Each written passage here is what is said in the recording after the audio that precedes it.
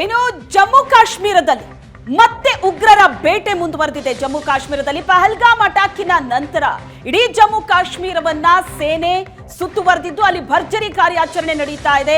ಕಳೆದ 48 ಗಂಟೆಗಳಲ್ಲಿ ಇದು ಎರಡನೇ ಬಾರಿ ಎನ್ಕೌಂಟರ್ ಆಗ್ತಾ ಇರೋದು. 2 ದಿನದ ಹಿಂದಷ್ಟೇ 3 ಉಗ್ರರನ್ನ ಸೇನೆ ಹೊಡೆದುರುಳಿಸಿದೆ. ಭದ್ರತಾ ಪಡೆ ಉಗ್ರರು ಒಂದು ಜಾಗದಲ್ಲಿ ಇದ್ದಾರೆ ಅನ್ನೋ ಇನ್ಫಾರ್ಮೇಶನ್ ಅನ್ನ ಪಡ್ಕೊಂಡು ಆ ಜಾಗವನ್ನ ಸುತ್ತುವರೆದಿತ್ತು. 4 ಜನ ಉಗ್ರರಿದ್ರು. ಸೇನೆ ಮತ್ತು ಉಗ್ರರ ನಡುವೆ ಗುಂಡಿನ ಕಾಳಗ ಆಗಿತ್ತು.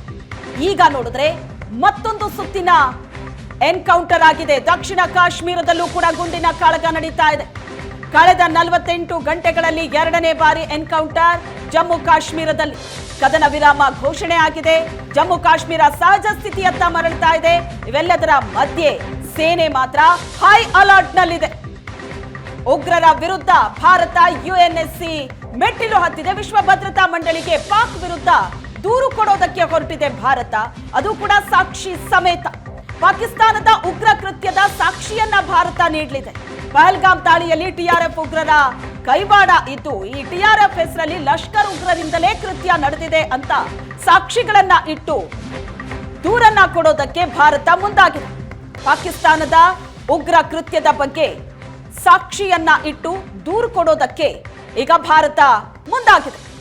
ಪಾಕಿಸ್ತಾನದ ವಿರುದ್ಧದ ಸಮರವನ್ನ ಭಾರತ ಮುಂದುವರೆಸಿದೆ. ಕದನ ವಿರಾಮ ಘೋಷಣೆಯಾಗಿರಬಹುದು ಗಡಿಯಲ್ಲಿ, ಆದರೆ ಇಡೀ ಭಾರತದಾದ್ಯಂತ ಹೈ ಅಲರ್ಟ್ ಇದೆ. ಪಾಕಿಸ್ತಾನವನ್ನ ನಂಬೋದಲ್ಲ, ಯಾವಾಗ ಬೇಕಾದರೂ ಕದನ ವಿರಾಮವನ್ನ ಉಲ್ಲಂಘನೆ ಮಾಡಬಹುದು ಪಾಕಿಸ್ತಾನ. ಹಾಗಾಗಿ ಎಂತಹ ಸಂದರ್ಭದಲ್ಲಿ ಎಂಥದ್ದೇ ಸಿಚುವೇಶನ್ ಬಂದರೂ ಕೂಡ ಅದಕ್ಕೆ ನಾವು ನಮ್ಮ ಸೈನಿಕರು ರೆಡಿ ಇರಬೇಕು ಅಂತ ಪ್ರಧಾನಿ ಮೋದಿ ಕೂಡ ಬ್ಯಾಕ್ ಟು ಬ್ಯಾಕ್ ಸಭೆ ನಡೆಸಿದ್ದಾರೆ ದೇಶದ ಭದ್ರತೆಯ ಬಗ್ಗೆ.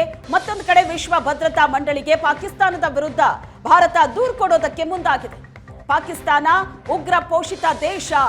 ಉಗ್ರ ಕೃತ್ಯಗಳಿಗೆ ಪಾಕಿಸ್ತಾನ ಯಾವ ರೀತಿ ಬೆಂಬಲವನ್ನ ನೀಡ್ತಾ ಇದೆ ಅನ್ನೋದನ್ನ ಸಾಕ್ಷಿ ಸಮೇತ ದೂರು ಕೊಡೋದಕ್ಕೆ ಭಾರತ ರೆಡಿ ಆಗಿದೆ.